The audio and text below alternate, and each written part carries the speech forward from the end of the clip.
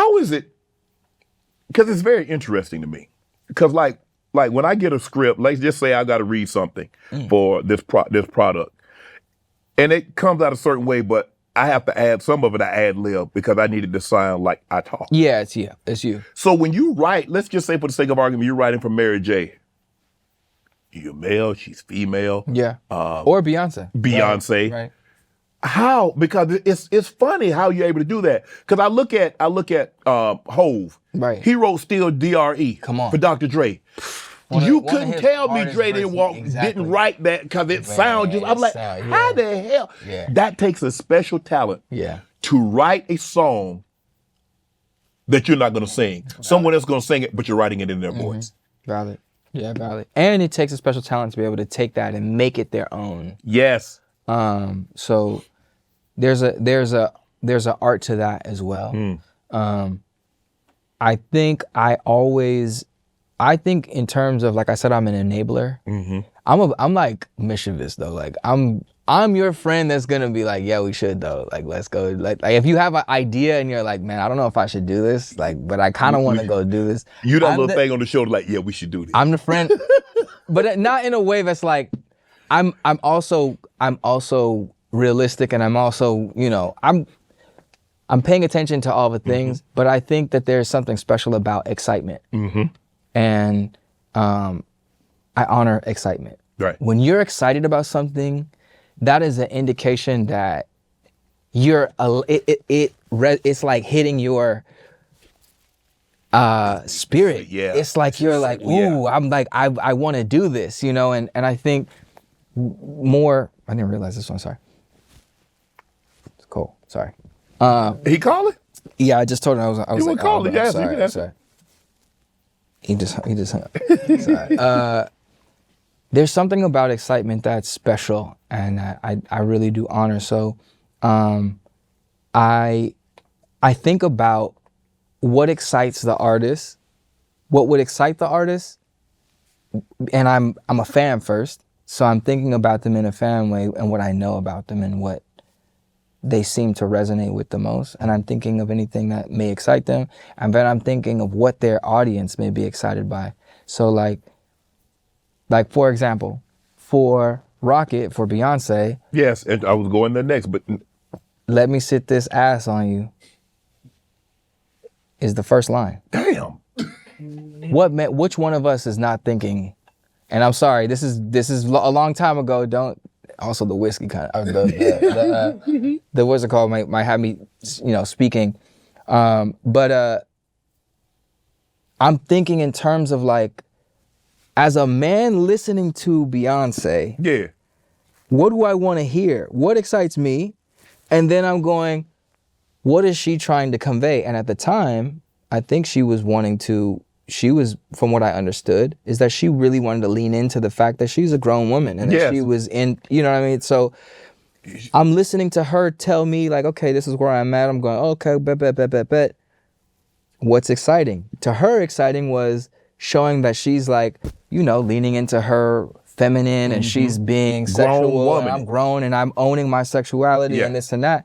And I'm going, well, shit, I'm a fan, and what guys, like, what do we want to, and what do girls, what would you do? even what do women want to hear her say? What do her audience want to say for themselves too? What's exciting? Shit, let me sit this ass on you. Bet. I'm gonna go with the thing that sounds the most exciting. So that's where Quickie came from. That's where. Do you ever get afraid that you're gonna write something like, what are you thinking? No. Yeah. That's why a lot of songs are not out. That's why we'll keep those in the vault. Yeah, we'll keep that in the vault. But no, I think that's where I come from. Excitement, like what's exciting. Because that's interesting. Because writing a song for a woman when you're a male, and I'm not saying, obviously there are a lot of male songwriters that write for women, but how difficult is that?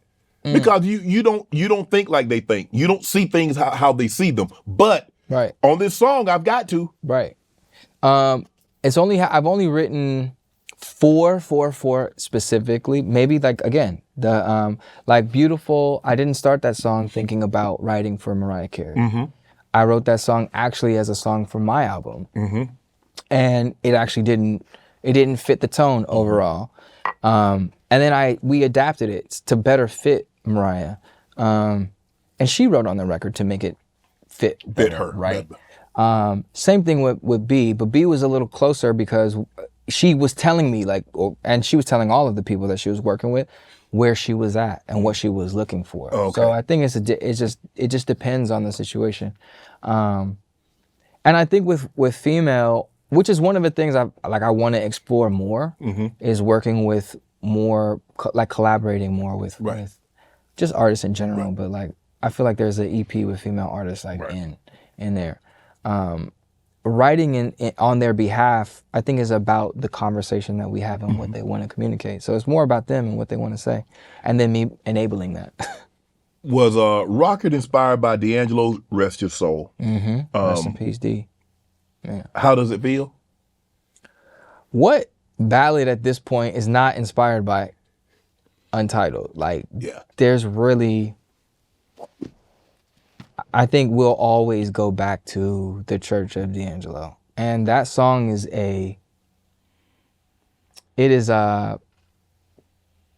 some artists have songs that are like statements of their artistry and what they represent. And that will forever be like a mainstay of the power and soul and funk and connection to the legacy of all of those things in his predecessors, our predecessors, that live forever in his music, and also his ability to do it in his own new way. It's what makes him, it's a, what is the word for that?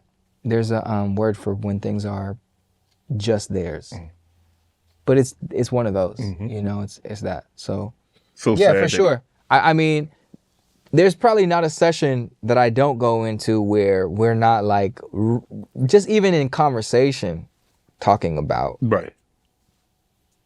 Untitled and Voodoo. Yeah, it's overall so sad that such a young man gone at such a young age.